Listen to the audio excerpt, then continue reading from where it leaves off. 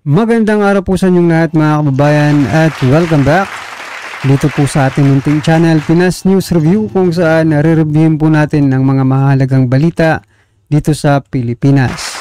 Mga simpleng komento sa mga issue dito sa Pinas. At ito nga mga kababayan, kapapasok lang. Diyos ko po, breaking news ha. Vic Rodriguez, Attorney Vic Rodriguez, kumpirmado na. Tambali sa PBBM, nagulantang sa malaking pasabog ni Attorney Vic Rodriguez. Nako po. Yan po ang ating alamin mga kababayan mula po rito kay Banat News Updates. Nasa description po ang full video link ng video ito. Subscribe na po kayo. At kung bago ka pa lang at di pa po nakapag-subscribe sa ating munting channel, please don't forget to subscribe. At i-click na rin po ang bell notification para updated na po sa lahat ng ina-uploads nating reaction video. At eto na nga mga kababayan, sama-sama at sabay-sabay po natin pakinggan, panoorin at bigyan ng komento ang video ito. Eto na po. Magandang araw mga kaibigan.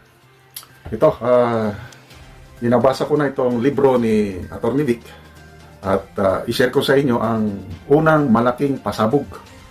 Nakakatakot na pasabog. Dito, sa chapter 1 pa lang daan, pinahayag ni Atty. Vic na muntik siyang naambus. Mabuti na lang at na-sense niya na may ambus. Then of course, hindi siya nagtuloy dahil aambusin na siya. Sabi niya, it was a well set up ambush. Sino ang magpaambus sa kanya? At anong klaseng ambush? Dahil sa ambush na ito, yun na po,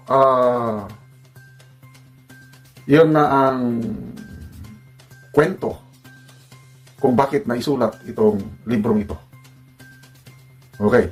Sino ang, by the way, just hold your breath. Anong klaseng ambush? I-detalye ko mamaya. Kasi maraming klaseng ambush. Okay. May ambush interview, may armed ambush, basta. Nandito, page ito, yung well set up ambush. Page 29. It was a well set up ambush. So, sino ang magpa-ambush kay Atty. Vic? Basahin ko to, bold letters. Rodriguez, #1 critic at the palace, was Marcos' wife. And it was she who made his life miserable. Though she was the same Liza who could not thank Rodriguez well enough the night the results of the elections started surfacing on the TV news screen. Ang nagpahirap sa buhay ni Atty. Vic Rodriguez sa palasyo, sinasabi ng libro, ay si First Lady Liza Araneta Marcos. It was the same Liza Marcos na hindi maubos-ubos ang pagpapasalamat niya kay Atty. Vic nung klaro na panalo si Bongbong Marcos Jr. Dito po sa So yan mga kababayan, dapat po ba nating paniwalaan itong libro ni Atty. Vic Rodriguez? Isa lang po ang opinion ko mga karabin natin, as long as hindi po gumagalaw yung mga involved na tao or yung mga mini-mention na tao dyan sa librong yan, kapag hindi po sila nag-react, magsabi sila na hindi po yan totoo, diba? Tapos talagang dalhin nila sa korte at kasuhan nila si Atty. Vic Rodriguez, doon lang tayo maniniwala or hindi mo na maniniwala as long as hindi yan mapatunayan sa korte, di ba?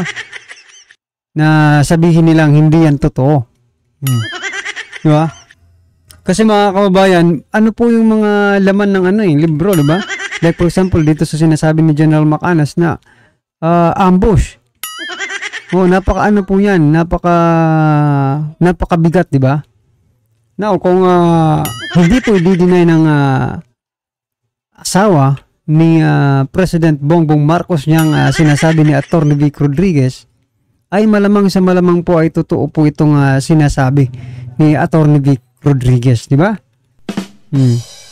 Kasi mahirap naman rin paniwalaan na libro yan eh. Yan ang malay natin kung ginawa-gawa lang yan, di ba? Pero para ma-verify nga natin na lahat po ito ay totoo, di ba?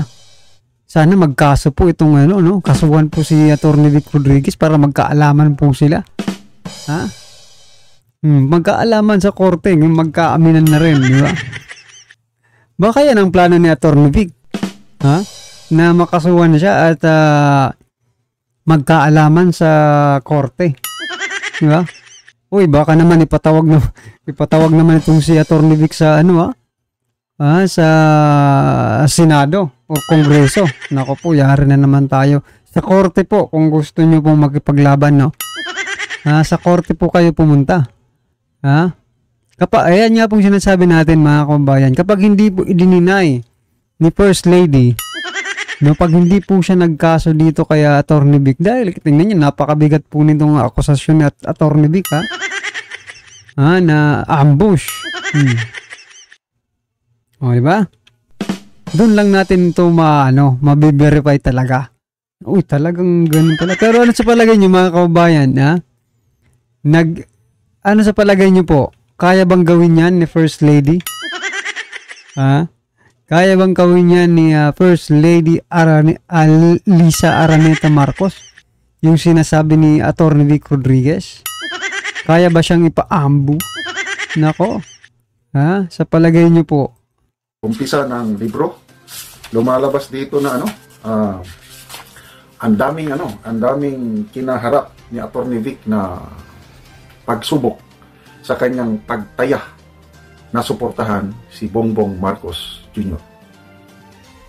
Noon pa lang, nung natalo siya noong 2016 sa vice presidential race, siya lang ang tumaya na tulungan siya, abogaduhan siya sa kanyang electoral protest. Walang bayad.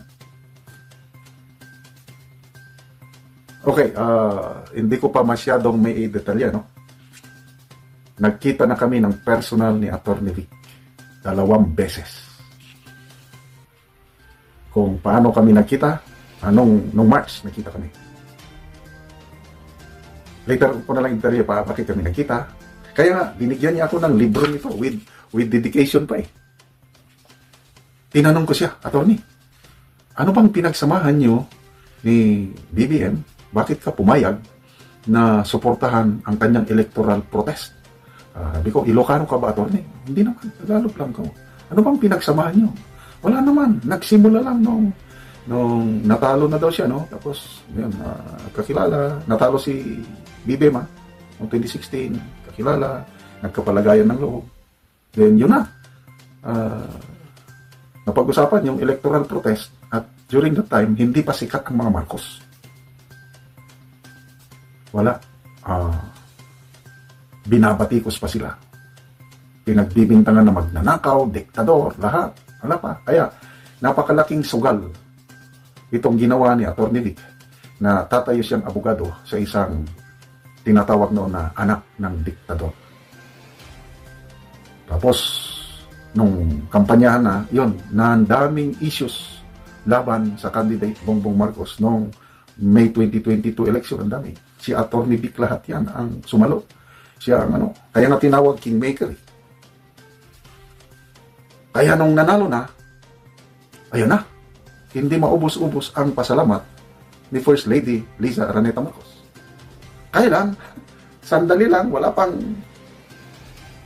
mga ilang buwan pa lang, di pa umiinit ang upuan ni Attorney Vic as Executive Secretary na nagsimula na ang mga barrage of demolition job against kay Attorney Vic. Nandito lahat yung he has 69 bank accounts, billions of pesos ang naamas na naipon, na kurakot ni Attorney Vic noong campaign period.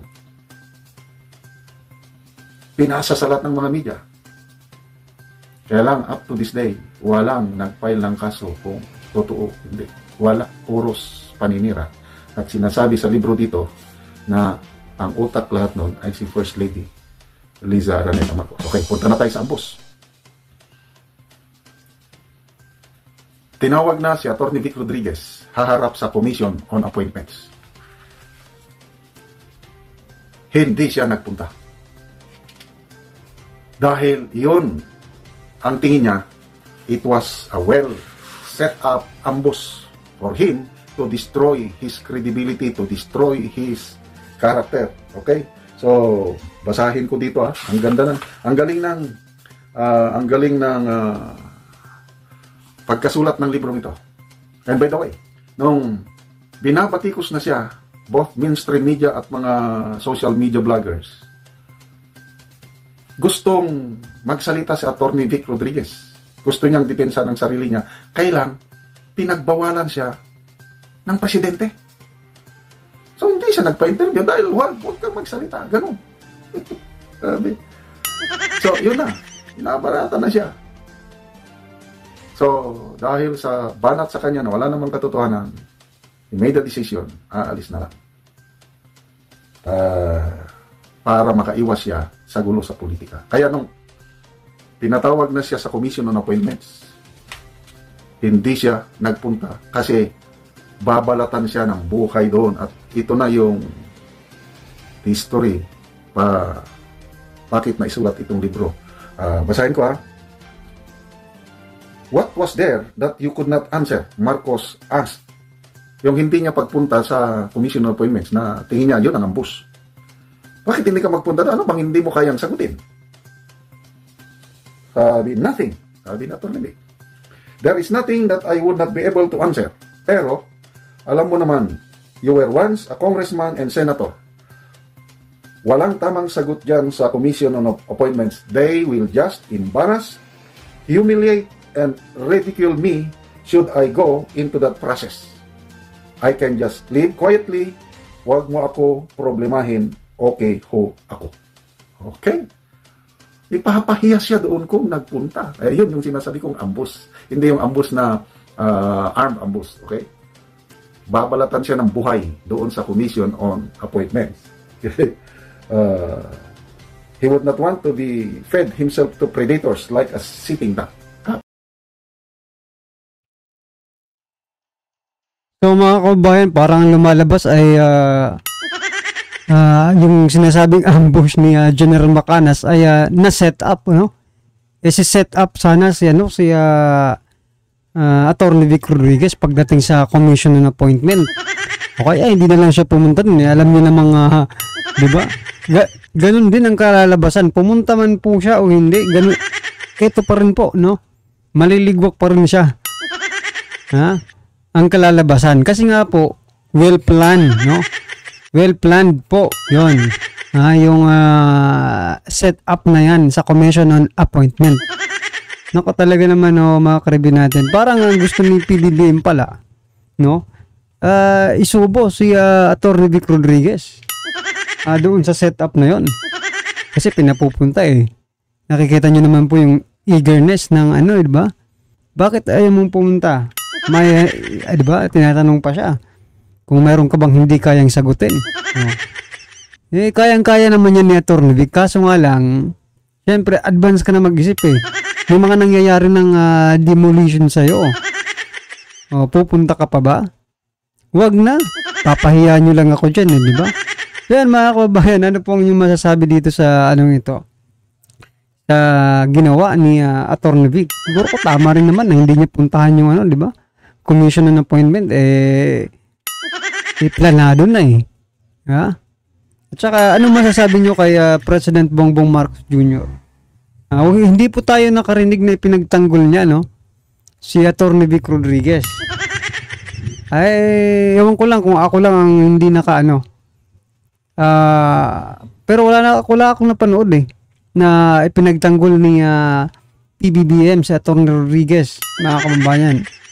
Ang napanood ko lang nung kampanya, si Atty. Vic Rodriguez ang naging frontline na tagapagtanggol ni President Bongbong Marcos, di ba? Siya pa ang humaharap para sagutin po yung mga issue na dapat si PBBM ang sumasagot, di ba? Siya po ang naging mukha ng pangangampanya nila. Ha? Kasi busy nga po si PBBM. Sabi, siya na lang yung sasagot. So mga kababayan, kung mukhang yung nangyari kay BP Sara at kay Atty. Vic Rodriguez ay magkaparehas na magkapagarehas. Ha? Ginamit lang ng mga mangga magamit. Nako. Ano man po ngayong reaksyon, komento or kritisismo patungkol po sa video ito, i-comment na po sa baba para at least alam po ng ating mga kababayan ng inyong pong reaksyon patungkol dito. Right? Maraming salamat po.